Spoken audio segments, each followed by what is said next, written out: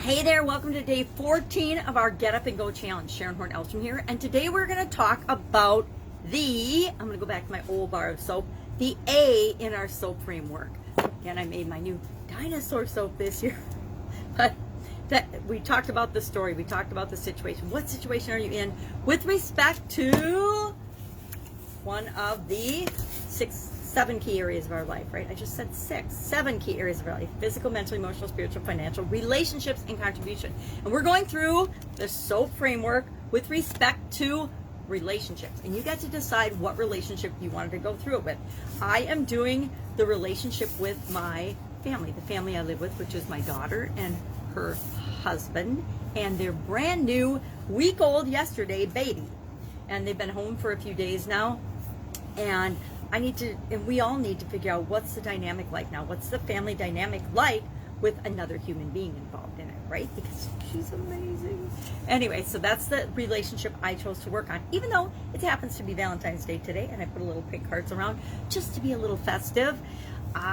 Let's talk about the way we go about taking action. The A in our SOAP framework stands for action.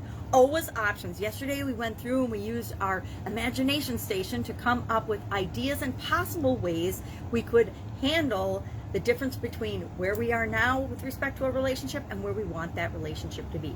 Because nothing happens until we really know what we want and where we want to go. So today I'm going to actually share 2 tools with you. Two tools, one from corporate America. I actually learned about this in college and in corporate America and used it a lot and taught it to my 8-year-old daughter when she's now just had a baby, so she's 25, and she used it to name her puppy. I used it in corporate America to help make decisions, complex decisions among alternatives, among choices. And it just goes to show you that you can use it for super complex computer-generated options and decisions, or an 8-year-old can use it to name her brand new puppy dog. Now, I will admit, my 8-year-old actually applied this strategy better than some of the people I worked with in corporate America that had college degrees. So it just goes to show you, it's not about how much intelligence or education you have, it's about how much desire do you have to use a tool that can really help you to make choices, choose among alternatives, and make a decision. Now, yesterday we came up with a bunch of options, and here's in my scribbly scratch, handwritten. I just did 10. I only did 10 options. I was helping with the baby yesterday, and so I didn't spend a lot of time working on this, but I popped off 10 possible options of how I can work on and improve the relationship and make sure I create the relationship I want with my family instead of having trouble and challenges and frustration by creating things that we don't want, that I don't want to have happen. So, or then I'm sure that they don't want as well. And so once we have these alternatives and these possibilities and these options, how do we decide which ones are right, which is the right thing to move toward, or what's the right action to take first? Well, I like to use a strategy and a technique called nominal group technique. And I'm going to show you a quick, very ugly example. And of course, it's going to be backwards because I have an Android phone that I'm recording on. But this is an example of a nominal group technique grid. So I've got alternatives. I've got 10, but I'm only going to show you 3 for the purpose of this example. So I'm going to say in the left-hand column, I just on a scrap of paper write option A, B, C. Those are my 3 options. Those are the 3 ones that seem like the best place to start for me. How do I decide that? Of the 3 of the 10, I just picked 3 that feel right to me. 3 that sound like, okay, that's what I'm willing to do and move toward right now. And you know, like I said, with the computer generated ones, we would have super duper complex operations that we would do this for. We used it for in teams to make decisions, and everyone on the team, here's how it would work in a team. Everybody on the team would get to vote for their top, how many ever items we wanted to look at. So if we had a list of 100 possibilities and a team of 20 people, we could have everybody vote for 20, we could have everybody vote for 5, we could have everybody vote for 3, and in that situation we would assign the highest number of points to your first choice. The next choice would get the second number of points, and the third choice or 5th all the way up to 20 would get that number of points. So the one we like the most, the option that the team member, if I was a team member, liked the most, I would give 20 points to, and the one I liked the least, of the 100, I would go through and I'd find my top 20, and then I would number them 20, 19, 18, 17, 16, all the way down to 1 for my top 20. Everyone on the team would do that. We'd plug it into the computer because it was a way faster way of calculating it, and we would come up with the total for each option. Now, when you're doing this for subjective things, like relationships are pretty subjective, right? What I like to do is rate 3 things on a scale of 1 to 10. It's subjective, so it's up to me to rate that. I like to rate my thinking, how I feel, how I think about something. I call that my head. I like to rate how I feel about that option and rate that on a scale of 1 to 10. I call that my heart. And then there's my gut feeling, my intuition, and I want to rate that on a scale of 1 to 10. So when it's a subjective thing, like how do I improve the relationship with my family or with a person or an individual, excuse me, I get all choked up. It's a subjective decision, right? So in order to make that subjective thing a little more quantifiable, a little more something I can wrap my analytical head around, I like to use the nominal group technique. So for option A, for example, I asked myself on a scale of 1 to 10, how do I think about this option? And I gave it a 4.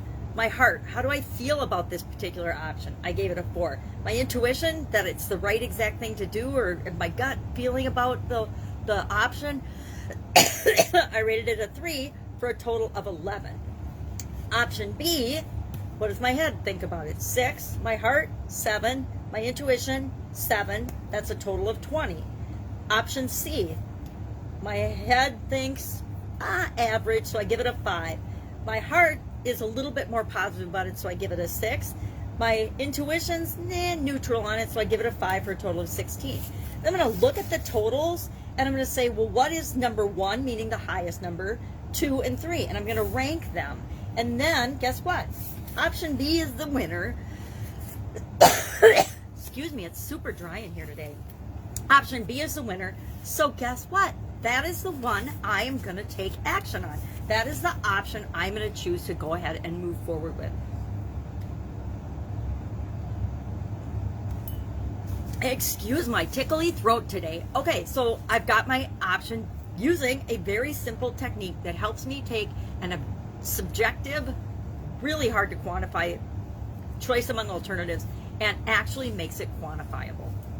I like that. I like quantifiable things. I like things that I can look at and know this is where I should start.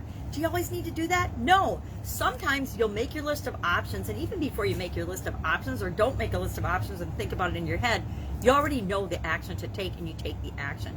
I think I've mentioned that this process, this entire soap process, is automatic for me now. It's hard for me to think about and break it down into components and the pieces, because whenever I'm faced with a challenge or a situation, it automatically runs in my subconscious and I start working toward it. So the kids came home a week ago. Well, they had the baby a week ago Saturday, came home on Monday. I call them the kids, my daughter, my son-in-law, and now my new granddaughter. And the kids came home on Monday afternoon, Monday evening. I didn't know they were coming. They came, and I ran through this framework subconsciously and automatically started behaving in ways that I wanted to create the story and the situation that I want it to be.